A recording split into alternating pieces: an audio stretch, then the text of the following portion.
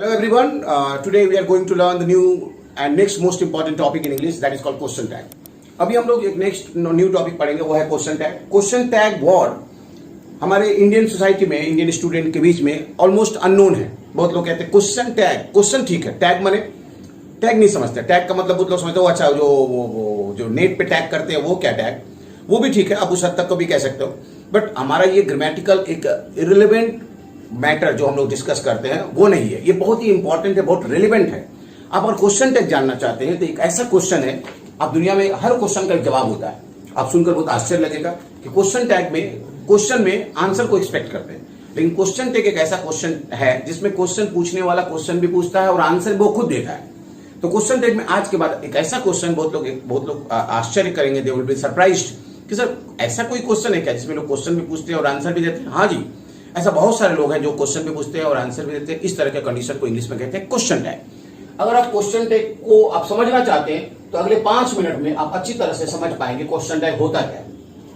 इसके लिए क्या करना पड़ेगा, कोई भी इंग्लिश का सेंटेंस लिखिए. It is a pen. इसका मतलब हिंदी में होता है यह एक कलम है, यह एक पेन है. अब इसका क्वेश्चन टैग बनाना चाहते हैं तो आप पहले पूरे सेंटेंस को जैसा है वैसे उसको लिख लीजिए, अगर कोई चेंज किए हुए. लिखने के बाद उसका कॉमा देंगे और जो हेल्पिंग वर्ब है उसको रिपीट करेंगे और उसमें नॉट लिखेंगे शॉर्ट में एपोस्ट्रोफ टी, और जो सब्जेक्ट है उसको भी रिपीट करेंगे ऐसा स्मॉल लेटर में, और क्वेश्चन मार्क्स देंगे. और बोलने का तरीका में इट इज अ पेन एक साथ चलेगा और इजंट इट बहुत तेजी के साथ बेंट हो जाएगा. ऐसा मतलब it is a pen, isn't it, it is a pen आप नॉर्मली बोलेंगे जैसे आप बोलते हैं, और ये हिस्सा को बहुत तेजी के साथ बेंट करेंगे. जैसे आप स्टेशन पे जाते हैं ना, जो नॉर्मल स्टेशन, वहां देखिए कि जब स्टेशन खत्म होता है ना तो बाकी का हिस्सा बहुत स्लोप डाउन रहता है. इसका मतलब अब वहां से आप आराम से उतर सकते हो. यहां पर हम बोलेंगे it is a pen, isn't it, इसका मतलब होता है यह एक पेन है, और इसका मतलब होता है ना, यह एक पेन है ना. इसका मतलब क्वेश्चन पूछने वाला क्वेश्चन पेन को दिखा के बोलता है यह एक पेन है ना, इसका मतलब पेन है, वो मालूम है उसको, वो सामने वाले से पूछकर उसको कंफर्म करना चाहता है.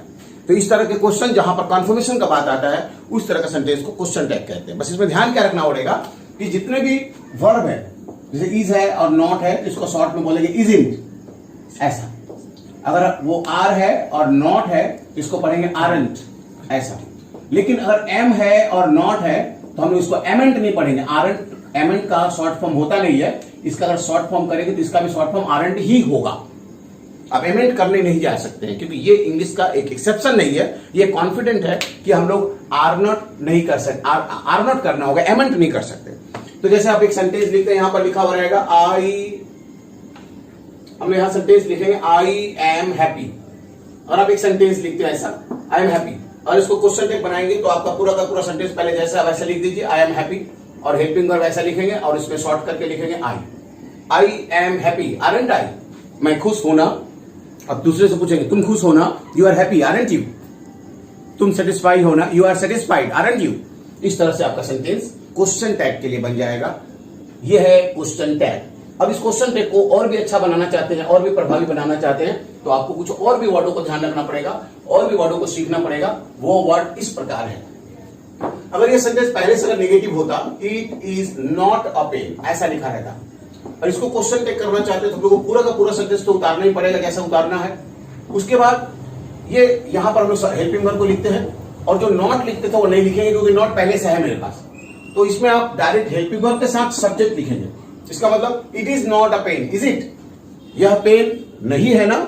इसका मतलब अगर इसको दिखा के बोले ये पेन नहीं है ना, it is not a pen, is it. वह स्टूडेंट नहीं है ना, he is not a student, is he. इस तरह के सेंटेंस को कहते हैं क्वेश्चन टैग. बस इसमें ध्यान रखना पड़ेगा ये कॉन्ट्रैक्शन फॉर्म, जहां पे विल लिखा रहेगा, अगर आप इसको नॉट करेंगे तो ये होगा ओन्ड, स्पेलिंग पूरा चेंज. और ये सेल लिखा रहेगा और इसको नॉट करेंगे तो होगा सैंड, पूरा ही चेंज. आप सैलेंट करने का कोशिश नहीं करेंगे. इस तरह से कॉन्ट्रैक्शन का जानकारी होना चाहिए. क्वेश्चन टैग के साथ साथ आपका ये आपका राइट है और ये आपका रिस्पॉन्सिबिलिटी है. राइट ये है कि क्वेश्चन टैग बनता कैसे है. जिम्मेदारी ये होना चाहिए कि किसका शॉर्ट फॉर्म क्या होता है. आप जबरदस्ती किसी को शॉर्ट फॉर्म नहीं बना सकते. अगर पता नहीं है तो पता कीजिए, और ये सभी पता करने के लिए हमारे नीचे डिस्क्रिप्शन में लिंक दिया हुआ है. किसी तरह का डाउट हो, कंफ्यूजन है तो आप उस तरह के लिंक से जानकर आप पता कर सकते हैं. Thank you.